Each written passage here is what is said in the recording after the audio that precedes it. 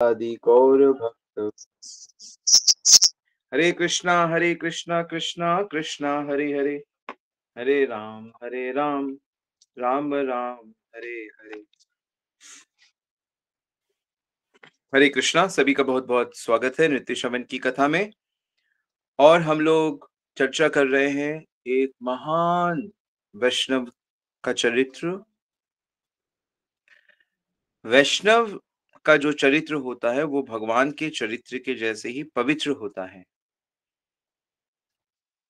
वैष्णव का दर्शन हम पवित्र होते हैं, वैष्णव का पदजल, वैष्णव का उच्चिष्ट, वैष्णव के चरण धूलि, वैष्णव का स्पर्श, वैष्णव की सेवा, वैष्णव से श्रवण करना,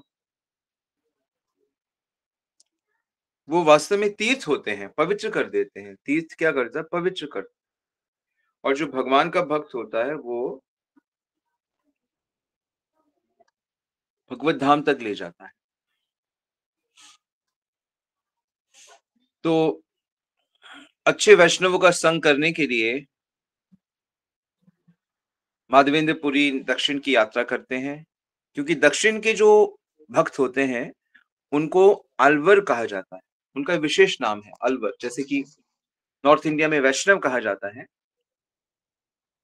विष्णु के भक्त, चाहे वो राम के भक्त हों, कृष्ण के भक्त हों, सबको वैष्णव कहते हैं। ऐसे ही दक्षिण भारत में अलवर कहा जाता है। तो उनके दर्शन हेतु वो गए और वहां पर उन्होंने संन्यास लिया और संन्यास लेने के बाद वह दक्षिण भारत में एक स्थान पे पहुंचे जिसका नाम था उडुपी।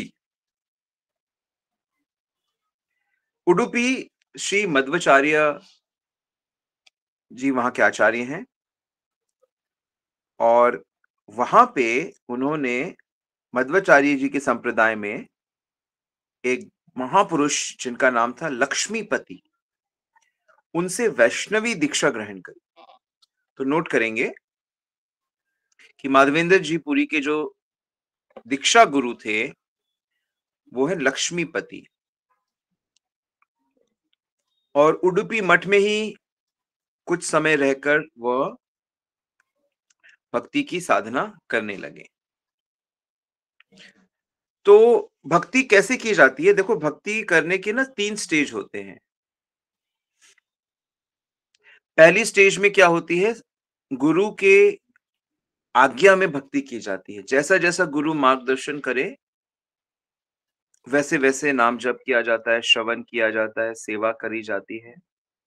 भगवान की अलग अलग प्रकार से सेवा गुरु के संरक्षण में। तो इसको कहते हैं साधन भक्ति। साधन भक्ति का मतलब होता है कि मन अभी लगता नहीं है भगवान में, लगाना पड़ता है। तो नेचुरली मन के विरुद्ध कोई भी काम करने में बहुत मुश्किल होती है। अगर मान लो आपको कोई चीज पसंद है, आपको बहुत पसंद है, कोई चीज खाना आपको बहुत पसंद है और वो चीज कोई आपको खाने ना दे, आपके पिताजी या आपके शिक्षक या आपका भाई, तो आप कैसे क्रोधित हो जाओगे? और कोई कार्य आपको करना पसंद नहीं है और वो आपको करना पड़े तो कितना मुश्किल होता है। तो मन के विरुद्ध जाना ही मुश्किल काम होता है। बच्चे पढ़ते क्यों नहीं है? क्योंकि उनको मन के विरुद्ध लगता है, वो मन उसको पढ़ना नहीं चाहता है। तो मन के विरुद्ध जाना ही साधना होता है। तो मन जो है वह सांसारिक चीजों को दिलो जान से चाहता है और भगवान की चीजों को नहीं चाहता है, इसीलिए वो संसार में रहता है और भगवान के पास नहीं रहता। मन जीते ते जग जीते, नानक जी कहते हैं, मन को जीत लिया जग को जीत लिया। मना एवं मनुष्यानाम कारणम बंध मोक्षयो। उपनिषद कहते हैं कि मन के कारण ही मनुष्य मुक्ति का अनुभव करता है और मन के कारण ही मनुष्य बंधन का, कष्ट का अनुभव करता है। विषयासक्ता बंधन, अनासक्ता मुक्ति। तो अगर आप विषयों से आप बहुत पसंद करते हो सांसारिक विषयों को, तो आप कष्ट पाओगे। तो हमें संसार की तुच्छ चीज़ों से क्यों लगाव करना? हम तो ब्रह्मांड के सबसे सुंदर, सबसे शक्तिशाली, सबसे प्रेमी, सबसे सदाचारी, हर गुण में इनफाइनाइट है भगवान। उनसे प्रेम करेंगे ना, उनका आकर्षण ही हमें छोटे आकर्षण हमें नहीं लेने देगा। जो बड़े 5 स्टार होटल में, 3 स्टार होटल में जो लोग खाते हैं, वो ढाबे-ढूबे में थोड़ी खाएँगे। वो थोड़ी स्ट्रीट फूड खाएँगे, कि ठेले से जाके कुछ खा लेते हैं। जो हायर टेस्ट खा रहा है, वो नीचे का कैसे खाएगा? जो बहुत महँगे कपड़े पहनता है, वो सरल कपड़े क्यों पहनेगा? जो करोड़ों की नौकरी करता है, वो क्यों 2-3 हज़ार की नौकरी करेगा? करेगा क्या? तो जो भगवान से आकर्षित है, जो भगवान की बातें, भगवान के भक्त, भगवान की लीलाओं में जिसका मन लग चुका है, वो क्यों संसार के तुच्छ स्त्री के शरीर से, अ, थोड़े से धन से, थोड़ी-सी ज़मीन से क्यों प्यार करने लगा वो? पर क्योंकि अभी तक वो चीज़ मिली नहीं है पापों के कारण, इसलिए हम लोगों को गुज़ारा स्ट्रीट फूड से करना पड़ता है कि भई जब 5 स्टार में नहीं जा सकते, 3 स्टार में नहीं जा सकते, तो चलो गली के नुक्कड़ ढाबे में ही कहीं कुछ खा लेते हैं। क्या करें? जितनी औकात होगी, जितनी योग्यता होगी वही तो मिलेगा। इसलिए भगवान को पकड़ने के लिए जो योग्यता चाहिए ना, वो वैष्णव के पास होती है। वैष्णव से प्रेम करना, वैष्णव की बात सुनना, वैष्णव को एप्रिशिएट करना, ये फिर भगवान तक जाने का रास्ता बन जाता है। इसीलिए भगवान के भक्तों को भगवत कृपा कहते हैं। भगवान की कृपा को लेके घूमते हैं। तो साधना प्रारंभ करी। इसलिए आप लोगों को भी सुबह जल्दी उठकर 16 माला का जाप करना चाहिए। मन को एकदम पक्का करो, ठीक करो। तो उसको करते-करते साधन भक्ति से जब मन को भक्ति का स्वाद लग जाता है, तब भक्ति को रागानुगा भक्ति कहते हैं। रागानुगा भक्ति मतलब भक्ति लता का अंकुर फूट गया। अब फिर वो धीरे-धीरे बढ़ने लगता है। और फिर भगवान के जो गीत हैं, वो ऐसे आनंदित करते हैं, भगवान की कथा, हर चीज़। और हमारे देश के जो सबसे महान भक्त होते हैं, उनके बारे में तो लोगों को पता ही नहीं है। लोगों को तो बस मीरा, सूरदास, तुकाराम, यही 1-2 नाम पता है।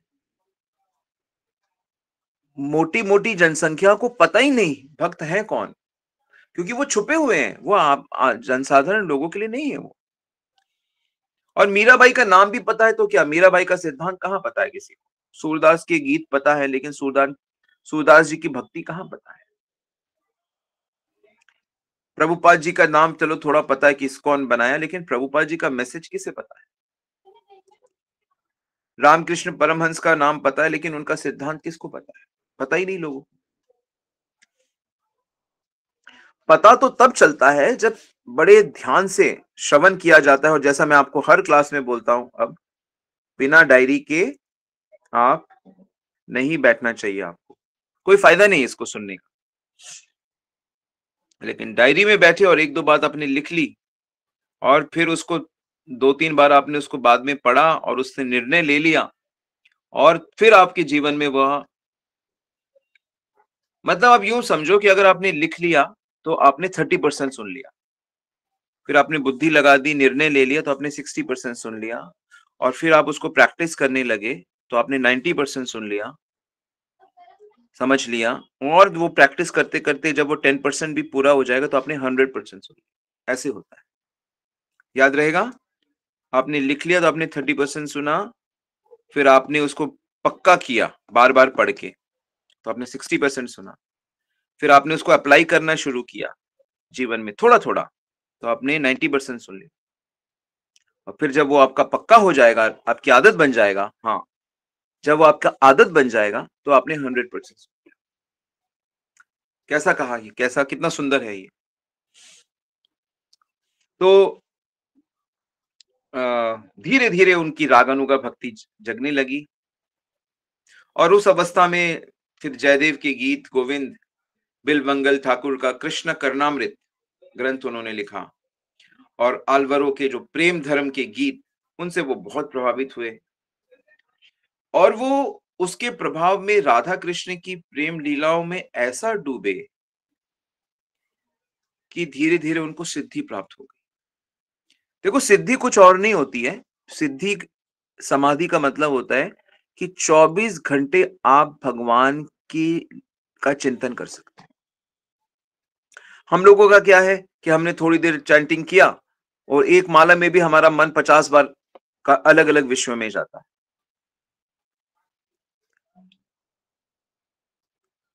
तो हमारा मन घूमता रहता है, दौड़ता रहता है, वो भगवान में कहाँ लगता है। लेकिन समाधि या सिद्धि का मतलब होता है कि मन कहीं और जा ही नहीं रहा है, भगवान के रूप में विभोर है, भगवान के गीत में, याद में, स्मरण में विभोर।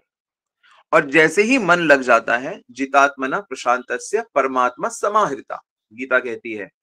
जिसने अपने मन को जीत लिया, जिसने अपने जीतने का मतलब क्या है कि वो मन को भगवान में 24 लगाने का हो गया प्रैक्टिस, क्योंकि वो स्वाद मिल गया उसको, राग हो गया है। तो जब तक हम लोग पूरे बुद्धि मन से भक्तों के संग में प्रयास नहीं करेंगे, कैसे राग होगा हमें? हो ही नहीं सकता, हो ही नहीं सकता। पिछले जन्म से जो थोड़ा बहुत लेकर आए हैं, उसी के बलबूते पे अभी थोड़ा आगे बढ़ रहे हैं, और अभी तो मन को भड़काने की और हटाने के लिए करोड़ चीजें हैं। पॉलिटिक्स की चीजें हैं, फिल्मी चीजें हैं, स्पोर्ट्स की चीजें हैं, इंटरनेशनल चीजें हैं, युद्ध की चीजें हैं, इधर-उधर की प्रजल्प है, ग्राम्य कथा, यानी कि क्या कहते हैं उसको, बेकार की बातें हैं, चुगलियां हैं, बहुत सारे डिस्ट्रैक्शंस चारों तरफ मन को खींच रहे हैं। ये तो इतना अच्छा है कि आप लोग थोड़ा रात को 9 बजे आके सुन लेते हो रेगुलर, ये बहुत बड़ी बात है। मैं कहता हूं, अगर आपने 1 साल तक इसको कर लिया एक डायरी के साथ, आप ब्रह्मांड में छेद कर दोगे। आप ब्रह्मांड में छेद करके आपकी भक्ति लता कृष्ण के पास पहुंच जाएगी। ये सच्चा और पक्का प्रयास है।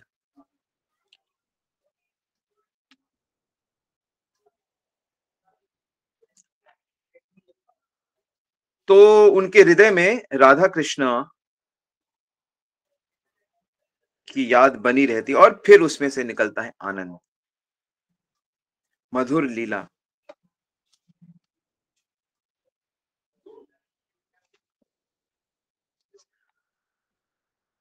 तो इस तरह भक्त जब कोशिश करता रहता है, कोशिश करता रहता है, तो उसे भक्ति मिल ही जाती है।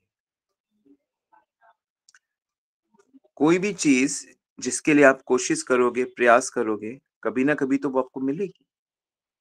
ऐसे ही दूसरों को मिली है। ऐसा नहीं है कि मीराबाई को या सूरदास जी को या रूप गोस्वामी जी को भगवान उनके प्रति बायस्ड थे, नहीं। उनको भगवान ने उनके प्रयास से प्रसन्न होकर उन पे कृपा करी, और वो हम पे भी करेंगे, और कर रहे हैं कृपा।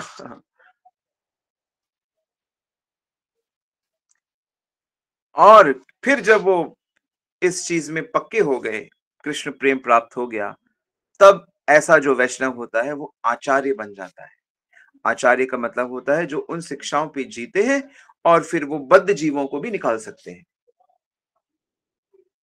जो भी साधक किंचित भी भक्ति करना चाहते हैं, ऐसे गुरु की उनको प्राप्ति अगर हो जाए,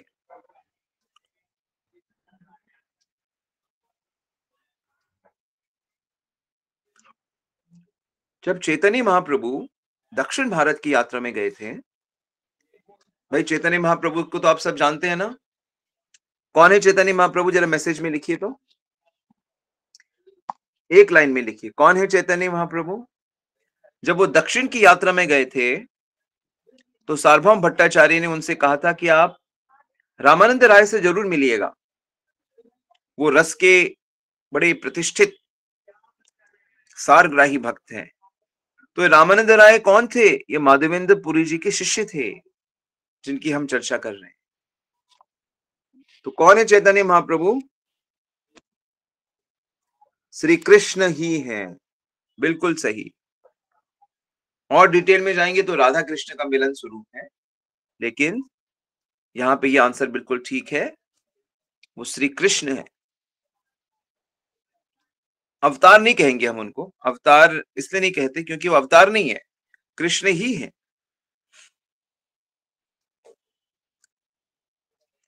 तो चैतन्य महाप्रभु ने माधवेंद्र पुरी जी उनके गुरु के गुरु हैं, दादा गुरु हैं,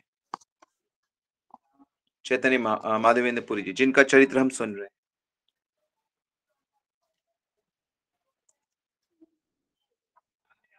तो माधवेंद्र पुरी ने अब प्रेम धर्म का प्रचार शुरू किया। और आपको मैं एक अद्भुत बात इनके विषय में बताता हूं कि ये माधवेंद्र पुरी जी ही हैं जिन्होंने पहली बार राधा और कृष्ण की भक्ति शुरू करी। इनसे पहले राधा कृष्ण की पूजा नहीं होती थी, रुक्मिणी कृष्ण की पूजा होती थी, रुक्मिणी द्वारिकाधीश। पहली बार जो विशुद्ध प्रेम है राधा कृष्ण के प्रति, वो माधवेंद्र पुरी में उसके भाव दिखाई देते हैं। फिर उसके बाद ईश्वर पुरी, और उसके बाद तो स्वयं भगवान आते ही हैं चैतन्य महाप्रभु, और उसके बाद तो वो उसको बिखेर देते हैं। फिर 6 गोस्वामी और इतने गोस्वामी और इतनी परंपराएं और इतनी शाखाएं वहां से प्रकट होती हैं।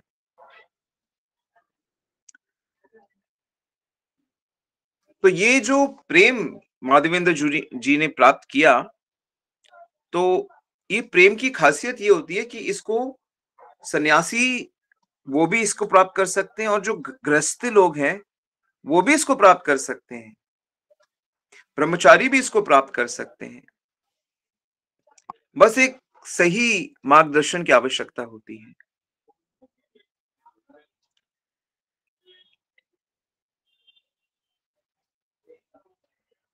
तो अनेक अनेक महान इनके शिष्य हुए। कौन कौन इनके शिष्य हुए? जैसे पुंडरीक विद्यानिधि, जो गदाधर पंडित के गुरु बने, अद्वैताचार्य, परमानंद पुरी जो सन्यासी हुए, और ईश्वरपुरी, रघुपति उपाध्याय, रघुनाथपुरी, अनंतपुरी, गोपालपुरी। नवद्वीप में श्रीवास पंडित, रत्नगर्भाचार्य, शुक्लांबर ब्रह्मचारी, गदाधर, जगदीश पंडित, सदाशिव पंडित, हिरण्य पंडित, ये जो शिवार्ष पंडित के साथ मायापुर में नवद्वीप में जो भक्तों का समूह था, वो मेनली इन्हीं के शिष्य थे। किसके? श्री माधवेंद्र पुरी के। और पुंडरीक विद्यानिधि भी, जो लोग थोड़ा चैतन्य लीला को जानते हैं, पुंडरीक विद्यानिधि भी उनके शिष्य थे।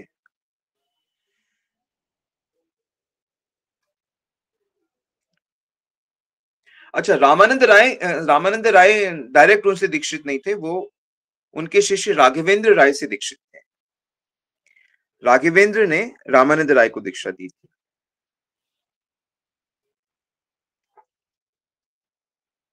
और कुछ जगह पे नित्यानंद प्रभु को भी उनका शिष्य बताया जाता है, और कुछ जगह पे कहा जाता है कि इन्हें संकर्षण पुरी से नित्यानंद प्रभु ने दीक्षा ली थी। तो मोटा मोटा वैष्णव लोग यही मानते हैं कि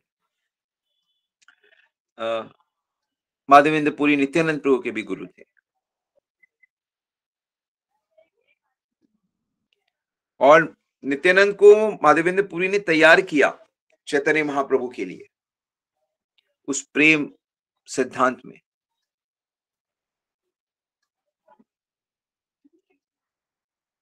तो जब गुरु में शिष्य की श्रद्धा होती है कि ये मुझे इनकी आज्ञा माननी है, और उनकी, तो गुरु के जो रहस्य होते हैं ना, वो शिष्य उनको जान जाता है। इसमें समय लगता है। इस प्रकार जब ये भ्रमण करते हुए वृंदावन आए और वृंदावन में इन्होंने जो स्थान चुना वो है गोवर्धन। गोवर्धन के निकट गोविंद कुंड पे इन्होंने अपनी भजन की स्थली चुनी। आज भी उनकी भजन कुटी है और हम लोग अभी जैसे कुछ दिनों बाद जाएंगे गोवर्धन यात्रा में, तो उनकी गोविंद कुंड पे हम लोग उनकी भजन स्थली में हम बैठते हैं, कथा कीर्तन करते हैं, आचमन करते हैं। तो कुछ भक्तों को याद आ रहा होगा, हाँ हाँ वो स्थान जहाँ पहले दिन ही हम लोग जाते हैं, प्रसाद वगैरह भी रहता है वहां पे। तो एक दिन की बात है कि वो अपने गोवर्धन के अपने स्थान में बैठे हुए थे, स्नान आदि करके, जप आदि करके। तो इनकी एक वृत्ति थी, ये किसी से कुछ मांगते नहीं थे कि मुझे भूख लगी है, मुझे कुछ दो। ऐसा इन्होंने अजागर वृत्ति अपना रखी थी। देखिए कितना भगवान में कितना विश्वास है। हम लोग तो फोन कर देते हैं कि माता जी प्रसाद भेज दीजिए, ये कर दीजिए, वो कर दीजिए। लेकिन ऐसे सन्यासी, ऐसे साधु जो कुछ मांगते नहीं। तो समय समय के अनुसार, गुरुजन के आदेश के अनुसार हम लोगों को जीना पड़ता है। तो गुरु भी शिष्य के अनुसार ही शिक्षा देते हैं कि आप इनका पालन करो, इसका पालन करो। कई बार प्रश्न उठता है कि अरे आजकल साधु लोग हवाई जहाज में उड़ रहे हैं, आजकल साधु लोग इतने बड़े मंदिरों में रहते हैं और इससे इतना सारा धन उनके संस्था में होता है, उनके पास होता है। तो ये प्रचार के लिए तो धन की आवश्यकता होती है, स्थान की आवश्यकता होती है, मंदिरों की आवश्यकता होती है। लेकिन ये साधुओं के लिए भी बहुत बड़ा एक परीक्षा होती है कि वो इतने वैभव में रहकर भी उससे विरक्त रहें। अगर वो सुख सुविधाओं की, मान सम्मान की, आराम के आदी हो जाए, तो उनका मन भक्ति में नहीं लगेगा। तो ये खतरा रहता है, प्रचारक को हमेशा खतरा रहता है, क्योंकि वह बहिरंग शक्ति के बीच में रहता है। स्त्रियों से मिलता है, बच्चों से मिलता है, हर प्रकार के लोगों से उसको मिलना-जुलना होता है। लेकिन अगर वो सच्चा है, तो भगवान की कृपा से, चैतन्य महाप्रभु की, नित्यानंद प्रभु की कृपा से वो उसको सहजता से पार कर जाता है। तो ये अजागर वृत्ति से रहते थे और एक दिन सुबह से भगवान का ध्यान कर रहे थे। गोविंद कुंड पे बैठकर ध्यान करते हुए इतने लीन हो गए कि उनको बाहर का कुछ ध्यान नहीं रहा। हमारा जप, हमारा कीर्तन, हमारा अध्ययन, हमारा स्मरण परफेक्ट कब माना जाएगा? जब हमें ये ध्यान ना रहे हम कहाँ बैठे हैं, कब से बैठे हैं, किसके साथ बैठे हैं। देश, काल और व्यक्ति को जब हम लांघ जाएं, तब जानना, लिख लो इसको, कि हमारा साधन सही हो रहा है। कई लोग पूछते हैं कि प्रभु जी कैसे पता लगेगा कि हम ठीक से जप रहे हैं कि नहीं जप रहे, तो मन लग रहा है कि नहीं। मैंने एक बार हमारे वृंदावन में, जब मैं गुरुदेव के साथ, गुरु माता के साथ केशव कुंज में रहता था, तो लगभग 2 साल रहा। तो हमारे बगल में एक हमारे इस्कॉन के बड़े सन्यासी श्री श्री राधा गोविंद महाराज जी रहते थे। क्योंकि हमारे फ्लोर में रहते थे, तो मुझे उनसे मिलने का कई बार दिन में मौका मिलता था।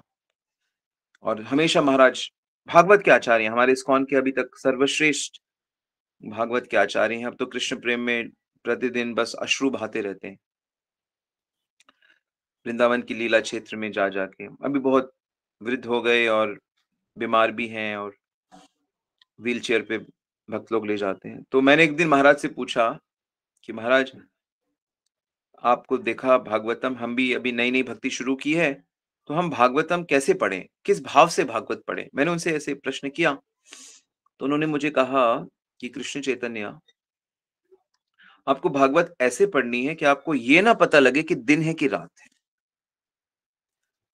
दिन रात पता ना चले कि दिन में पढ़ रहा हूं कि रात में पढ़ रहा हूं। मतलब अब वो बात समझ में आती है कि इसको समाधि कहते हैं, इसको तन्मयता कहते हैं, इसको वास्तविक अध्ययन कहते हैं, कि इस तरह से और वो बिल्कुल सही बात महाराज जी ने कही थी, जो तब समझ नहीं आई। कोई भी भक्ति की क्रिया हो, चाहे आप भगवान के दर्शन कर रहे हो, चाहे आप यात्रा में गए हो, सब भूल जाएगा, घर-बार सब भूल जाओ और व्यक्ति भूल जाओ, सांसारिक सब भूल जाओ, बस एब्ज़ॉर्प्शन। और वास्तव में आनंद भी तभी आता है, जब तक मन 100% किसी चीज़ में नहीं लगता है, तब तक आनंद नहीं आता, वो चाहे वो सांसारिक चीज़ हो।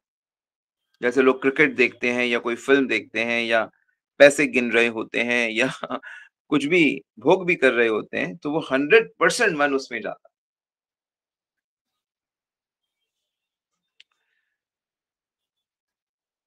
तो इस प्रकार वो बैठे थे भगवान के ध्यान में। तो मैं ये लीला कल आगे कंटिन्यू करूँगा, बड़ी सुंदर लीला है, ठीक है? तो आज हम यहीं रुकते हैं। इसमें से अगर आपको कोई प्रश्न है तो आप पूछ सकते हैं और आशा करता हूँ कि आपको माधवेंद्र जी के साथ भक्ति के सिद्धांत समझ में आ रहे होंगे। हरे कृष्णा। श्रील प्रभुपाद की जय, गुरु महाराज की जय।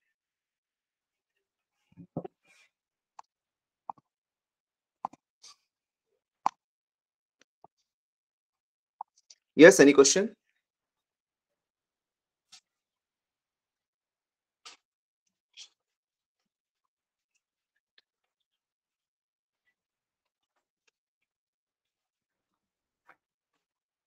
हरे कृष्णा प्रभु जी, ध्यान रखना। जी प्रभु। प्रभु जी, हम कृष्ण प्रेम की बातें करते हैं, तो ये हम भगवान को वस्तु तो नहीं समझ सकते, भाव समझ के अपना भाव उनके लिए डेवलप करना है। तो किस फॉर्म में, मतलब एनर्जी फॉर्म में या रूप जो वस्तु आप नहीं, कहते हो हमेशा? व्यक्ति है ना, भगवान एक पर्सनालिटी है। श्रील प्रभुपाद ने कहा है सुप्रीम पर्सनालिटी, उनका दिव्य व्यक्तित्व है। तो अभी अपने को उनका सेवक मानना है। नंद का छोरा, हमारा स्वामी कहाँ रहता है? वृंदावन में रहते हैं, नंद के पुत्र हैं, राधा उनकी प्रेयसियां हैं, सखा है, ऐसे भाव करना है। हम उनके दीवाने हैं, हमारा प्रेमी वहां रहता है, मन में भी रहता है, दिल में भी रहता है, वहां भी रहता है। तो वृंदावन के नंद का छोरा, उस पे ध्यान लगाना जी है। प्रभु जी, ऐसे समझो ना, धन्यवाद जी। ऐसे समझो जैसे कि जब श्री कृष्ण मथुरा गए थे ना, तो श्री कृष्ण मथुरा में जब अपने सखाओं के साथ मथुरा दर्शन को गए, तो मथुरा की सारी नारियां अपनी खिड़कियों में, छतों पे आ जाती थी कि उनको सुनने में आया कि कृष्ण अपने सखाओं के साथ चल रहे हैं, घूम रहे हैं। तो सब उनका दर्शन कर रही हैं उनको, क्योंकि उन्होंने तो उनकी लीलाएं सुनी थी कि कृष्ण ने ये कर दिया, कंस ने इसको भेजा, उन्होंने उसको मार दिया, पूतना का वो कर दिया, बकासुर, योमासुर, प्रलंबासुर, और उन्होंने रास रचाया, उन्होंने गोवर्धन उठाया और वो कालिया पे, तो ये लीलाएं सुनी सुनी सुनी। तो सुनते सुनते उन्होंने अपना मन कृष्ण को दे दिया। तो प्रियतम कहाँ रहते हैं? वृंदावन में रहते हैं। तो ऐसे ही आप लोग मथुरा में नहीं तो आप दिल्ली में रहती हो, आप लखनऊ में रहती हो, आप बंबई में रहती हो, आप कानपुर में रहती हो, आप अमेरिका में रहती हो, जहां भी रहती हो, लेकिन आप कृष्ण की लीला सुन तो रही हो। तो बस वैसे ही मन दे दो, और जैसे आप मन दे दोगे तो मिलन हो जाएगा। मिलन की बात उन पे छोड़ दो, क्योंकि उनकी मर्जी के बिना हम नहीं मिल सकते। तो क्योंकि कृष्ण इन सब मथुरा वासियों को, रानियों को और सबको अपना दर्शन देना चाहते हैं, इसलिए वो वहां गए। तो ऐसे ही भगवान आपको दर्शन देंगे, अपने पास बुलाएंगे, ठीक है? जी प्रभु जी, धन्यवाद धन्यवाद।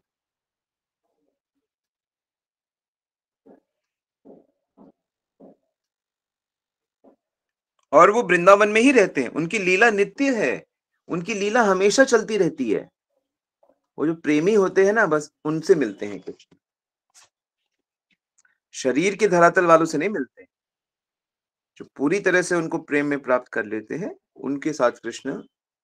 अभी अभी आप कल परसों सुनना कैसे माधवेंद्र जी के साथ कृष्ण अब लीला करेंगे। तो इसलिए मैं आज नहीं सुना रहा, क्योंकि समय लगेगा उसमें। हरे कृष्ण।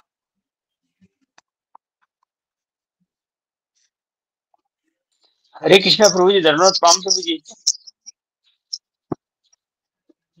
हरे हरि कृष्णा प्रभु जी, दंडवत प्रणाम। दंडवत प्रणाम। जी